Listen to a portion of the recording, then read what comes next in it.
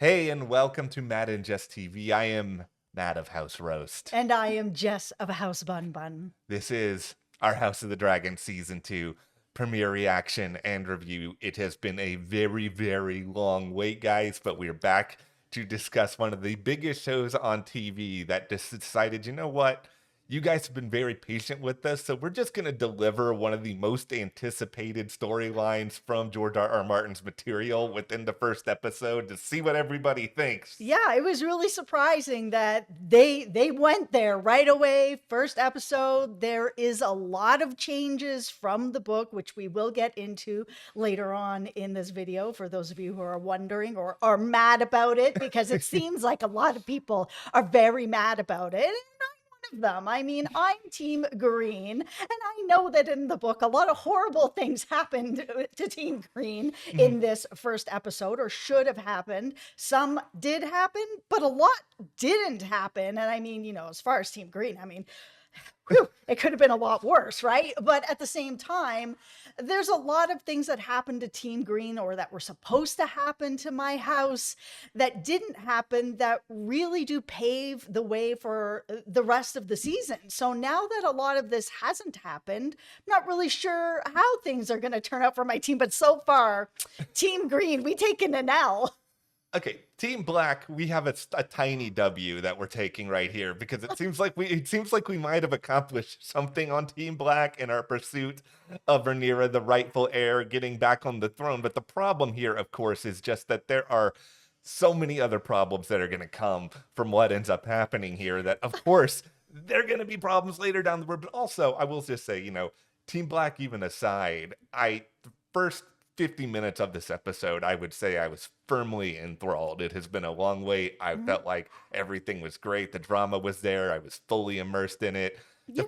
Then it was a disappointment for the final 10 minutes. It was just, they really hyped up what you were seeing in the end of this episode. For those of you who've been kind of like looking at the hype machine, they kind of suggested that this was going to be, Red Wedding 2.0. And Yeah.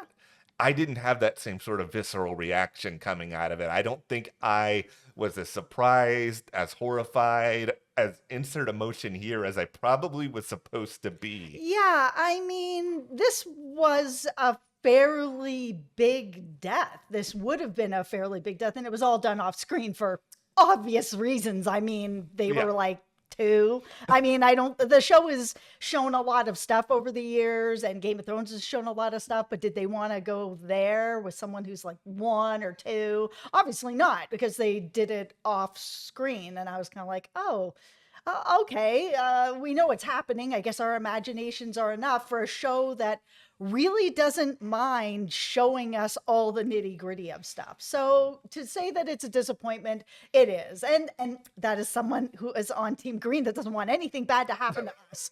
Okay, well, as we go through this video, let us know in the comments, of course, are you Team Green or are you the rightful team, Team Black? That's some. Okay, I didn't spit on you. Okay, it's just a sort of I'm a Team general. Green. Listen, we got some bad people on our side, and Clearly. we own what we are. Well, that's good. Somebody has to. Yeah, you guys don't, but you guys have been doing some bad stuff. You Okay, guys did some bad stuff in this premiere. Nobody's perfect, anybody, but Oh, know what? nobody's perfect. They No. were two. Okay, well, before we go further, be sure to smash that like button there and also subscribe. We are going to have wall-to-wall, and I'm not talking about beyond the wall, but wall-to-wall coverage of all things House of the Dragon. We don't want you to miss any of that here at the channel. Yeah, we're going to have previews, we're going to have reviews, we're going to have theories. I mean, we have all kinds of stuff coming up here at the channel. Also, if you want to go over and support us further, we have a Patreon. We'll have a link for you below, and that's going to have live streams with me and Matt where you can come talk to us about House of the Dragon. We're going to have other House of the Dragon content over there as well. Okay, let's get into the nitty-gritty of everything right now. This is going to be slight book spoiler corner, so just know that as we go into all of it. Yes, we are going to talk about those last 10 minutes with blood and cheese. Okay, so the blood and cheese incident as it unfolds in the book, like the biggest, most substantial difference beyond anything else, beyond who the intended target is from blood and cheese going into all this, it's the simple fact that in the books, there's actually another son that Helena and Aegon, we'll call him Aegon the second here, Sure, yeah. the son. You can call him the king, bend the knee. Sorry, she just put me into a speechless state of shock because it's like, when am I ever gonna do that? No, okay. Aegon the second, and Helena, they end up having another son named Maelor, and Maelor has not been introduced on House of the Dragon, the show yet, but in the books, we see Blood and Cheese go in there, and effectively Helena is forced to choose between Jaehaerys, the older son, the heir, or Maelor, the younger son. And it's a very different sort of circumstance that is explored there versus what we got on the show, which felt a lot more like we don't want to show certain things on television, so we're not going to go as dark as that went in the books. And at the same time, we're in a slightly different timeline here. Maelor is not around. It remains to be seen if Maelor will be around later. So they really altered quite a bit. Yeah, and it changed a lot of what happened in the books because she ends up choosing the younger son. And Blood and Cheese are like, okay, cool. You're choosing this son, so we're actually going to take this other son that clearly you want more to be alive. So they kill him instead, leaving the younger son to have heard his mother actually say, you're the one that I choose to have killed. And because of that, she ends up going through sort of the rest of her time not being able to look that son in the face, not being able to look herself in her own face. She just ends up going into this really deep depression, and eventually she ends up unaliving herself. Yeah, and we can say all that now simply just because of the fact that whatever they're doing on the show from here on out, it is way different. Yeah, it has to be really substantially different than what existed in the books, just because that sort of exact trauma is not there for Helena. Yeah, sure, Helena's obviously still going to have trauma just because of what happened here, losing her son. I mean, in both the book and the show, it is Jaehaerys who ends up dying, the heir to the throne if something happens to Aegon the Second. Like, that part of it hasn't changed, but everything else. Yeah, but I mean, at the same time, it's kind of like, okay, yes, obviously this is a terrible thing that's happened, but Aegon's a young man. I mean, they could have a million more sons. Like, is this really changing anything for him? He specifically has had all these children, if we go back to season 1, that are all in the fighting pits with their teeth all shaved, all kinds of terrible stuff that he left his children, to be facing. And here we are now. He's a young man. If he wants to make a million more heirs, he can. I think it's just maybe the problem is me, that I'm just becoming so desensitized to really terrible things happening on television because, we've been doing this job for well over a decade. We've watched some dark shows. We do watch some really dark shows. So I was watching all of this unfold, and maybe it was the knowledge of knowing that things were more extreme in the book than what it was on TV, or maybe it was everything else that I've watched. But I was just sort of sitting here on the other side of it feeling like, okay, this really wasn't as dramatic or as terrifying or terrible as I expected it to be. Beyond all of that, it also felt like Blood and Cheese kind of found their way there without too much effort. It really didn't seem that difficult. Yeah, I mean, I did like the change with the show that Rhaenyra just wanted to go after Aemon. And I say that as someone who's a huge fan of his. He's my favorite character on this show. And I was like, okay, this makes sense. I mean, when Luke took Aemon's eye, Alicent was like, okay, an eye for an eye. He did this to my son. We need to do this to your son. Oh, no, you couldn't possibly do... No, it was an accident. Let's all just let that go. Look, he got a dragon out of it. He seems like he's fine with it. He wasn't, but he's like, all right, everything, it's all fine. You don't have to do anything to my son. Not an eye for an eye. Oh, now Aemon has killed my son? Okay, now it's a son for a son. It's just like, okay, you can't have it both ways. And I understand one is you've lost an eye and the other is you've lost your life, but you still have to be either, team eye for an eye or team hypocrite. Like, what is happening here, Team Black? I'm looking at you, House Roast. So what am I, the spokesperson now for Team Black? No, it was just really interesting because they did bring that up on the show where Alicent was having that conversation where she was just kind of like, Listen, like some of this could have been resolved, which is what I've been saying the whole time. Some of this could have been resolved if there was consequences for it was an accident. Yes, what happened to Luke, but there's still consequences for accidents. This is the consequence. The Yeah. consequence is that nothing happened to him. Later, as they continued to get older, Luke was still taunting Aemon over and over again. You know, the pigs in front of him. It just never ended. There was no consequences. There was no remorse. There was no nothing. So is it really surprising that we ended up at this spot, that even though Aemon got the biggest dragon in the land, that he was still like, yeah, but I lost my vision. And, you know, there was no consequences for this. And he's not even sorry for it. Like, accident, okay, but not sorry for it. So you know what? Sorry, you're dead. Okay, the real summation of House of the Dragon, by and large, is that every single person, with a couple of exceptions, are really terrible and really reckless and don't ever think anything through. Because, yeah, Yes. as a representative for Team Black, I'm still Yes. rational enough to understand that a lot of this could have been avoided if Could something have more been. happened to Luke way back when Luke was out of line in a number of different ways. Is Aemond also an enormous jerk? Yes, 1,000,000%. No. Oh my He God. he has this inflated ego of himself at all times, to the point that even in this episode, he's just off doing his own thing, doing his own strategy. He doesn't have any respect for anybody. He doesn't even, he's calling his mother by her first name with no Listen, respect for his mother. good for him. He was getting beaten down all the time, growing up. He was so insecure, and he finally was able to find his footing. You know, he's the underdog of the story, if we're really being honest. He is the one character that really got picked on over and over and over again. He finally found his voice and got his dragon. Did he, you know, take this dragon at the wrong time? Sure, of course, absolutely. But you know what?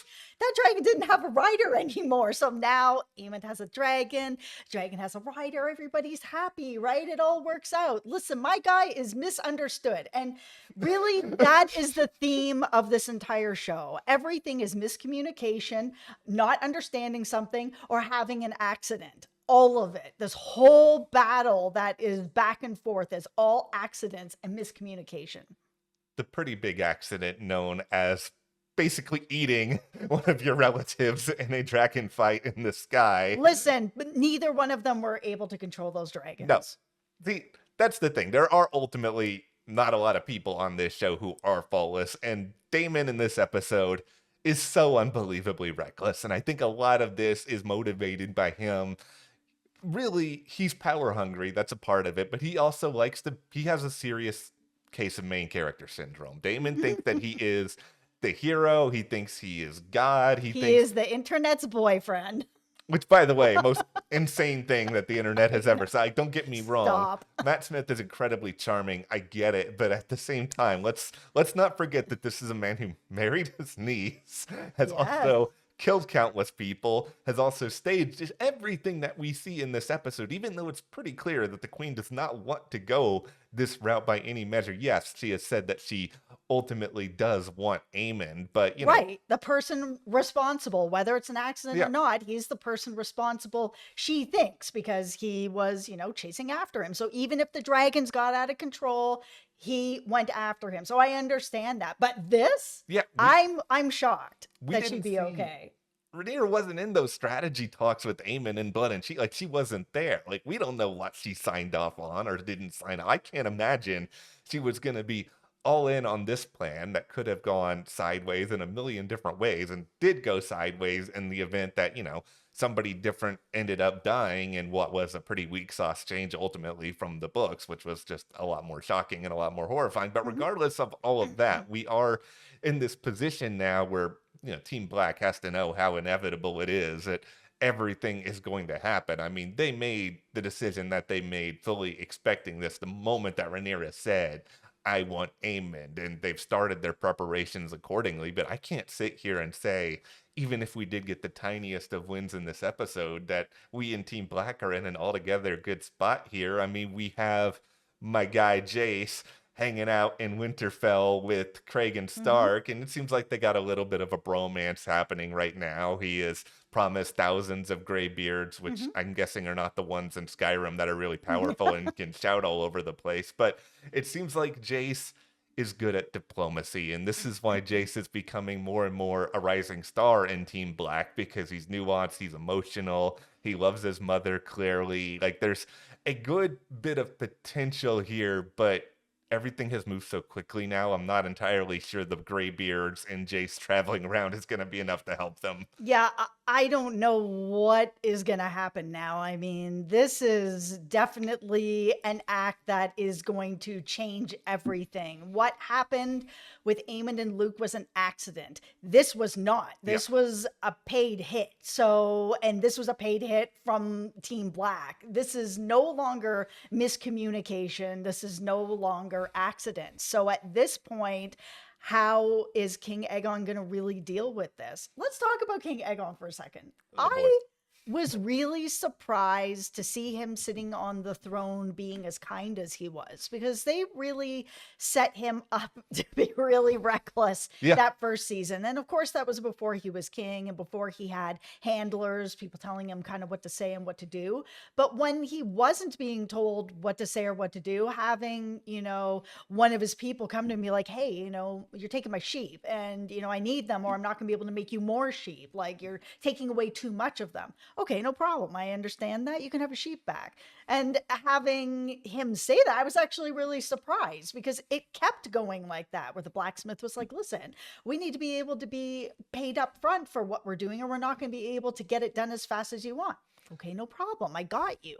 And his attitude leaving that whole throne room was, we have to take care of our people, or our people aren't going to take care of us. And I was like, oh, that's a very Viserys thing to say, because it's true. I'm going to put on a tinfoil hat here for Aegon. I've got my crown on for Aegon. Well, okay.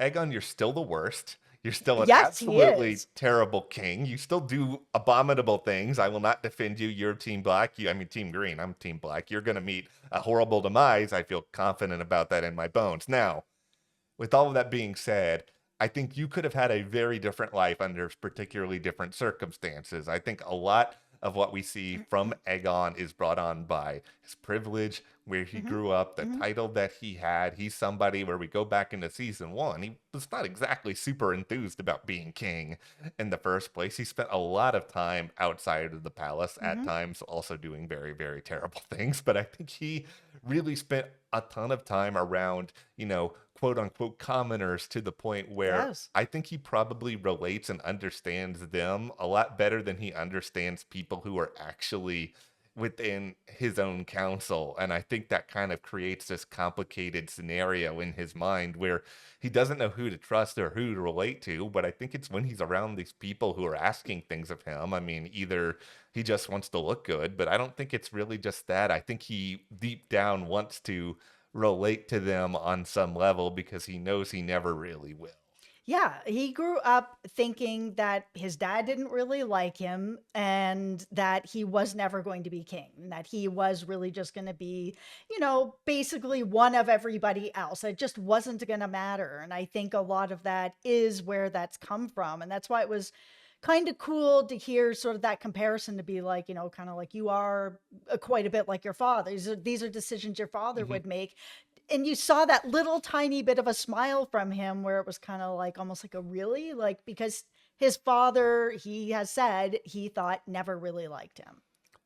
There are a couple of things about Aegon that make him not Joffrey. And by Joffrey, I'm speaking of Game of Thrones Joffrey, as opposed to, Rhaenyra's son Joffrey. But he has a lot of Joffrey-like qualities too. And now he's done some way worse stuff than Joffrey. That's why I was really shocked. I thought he was going to be Joffrey, but like the worst version of it, because of some of the things that he has already done. I was like, oh my goodness. Once he gets all that power to his head, it's going to get worse and worse and worse. So when he was on that throne, he was like, okay, yeah, no problem. I'll give you your sheep back. Oh no, you can't give him a sheep back. Okay, well, I guess I'm not doing that, but they know I want to.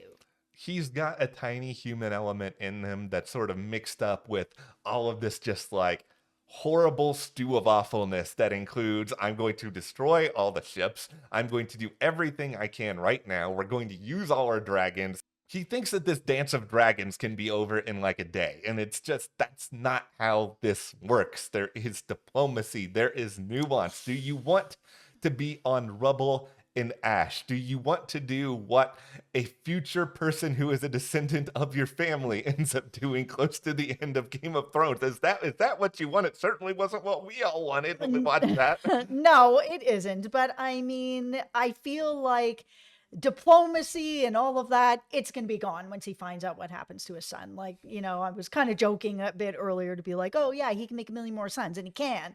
But this is still going to send him over the edge to be like revenge, which is what I'm into. I love a good revenge story. So let's go. I want revenge when it is calculated, and that's why all these reckless dudes need to take a seat sometimes. Damon, I love you, man, but you got to sit down.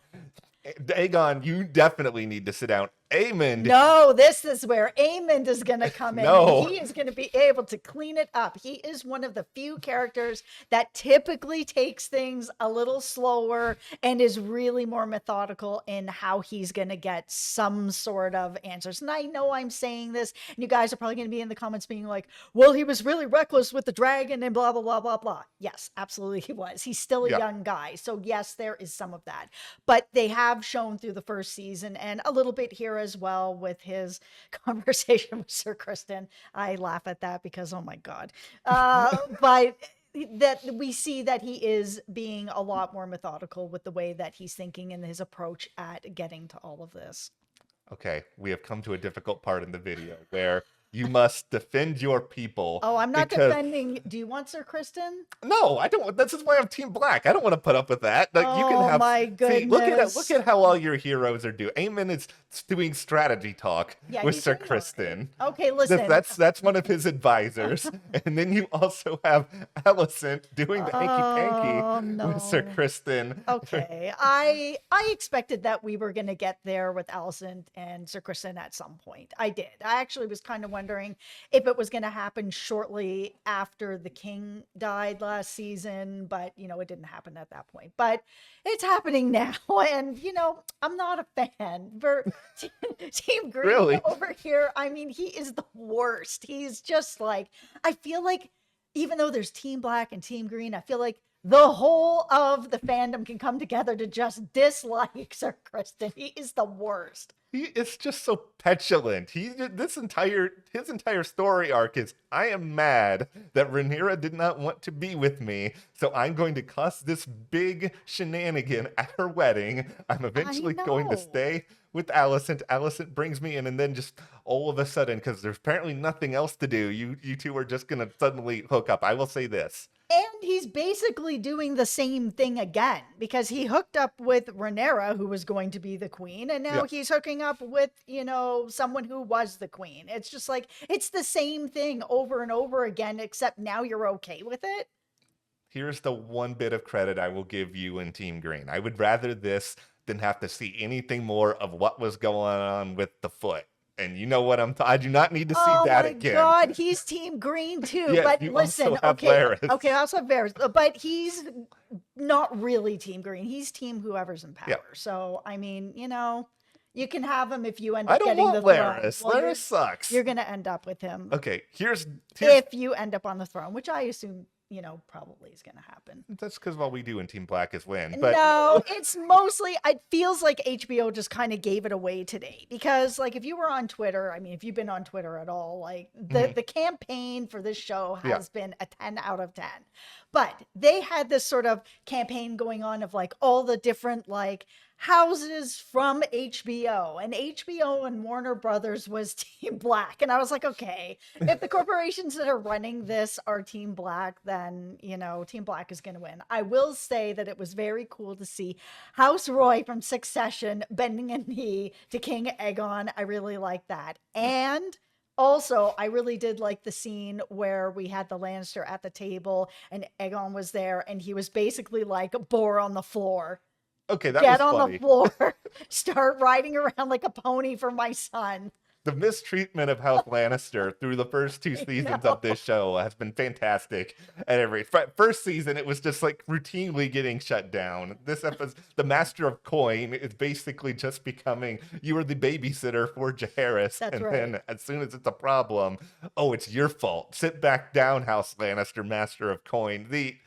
All of that was very very funny. I do think there was a lot of stuff that was very effective in this episode. I think Yep. emotionally, the strongest part of this is Rhaenyra obviously mourning Lucerys, everything that Yes. goes on there, her discovering what really happened to him, seeing it with her own eyes, but then that memorial where you see Jace, you see Joffrey, you see her, but then you also see Alicent, who is lighting those candles. And this is the hardest part of being a Team Black stan to me, is that Kristen aside, I do really like Alicent, and I think Alicent is very nuanced and Hmm. smart. She's not aggro. Like, I think she does try to think from her heart and try to do the right thing. And I'm really glad they included that scene because it reminded us that, she's not all bad. She does mourn what happened here to Rhaenyra's son. Yeah, like I think she wants to do right by the king. I know there's always been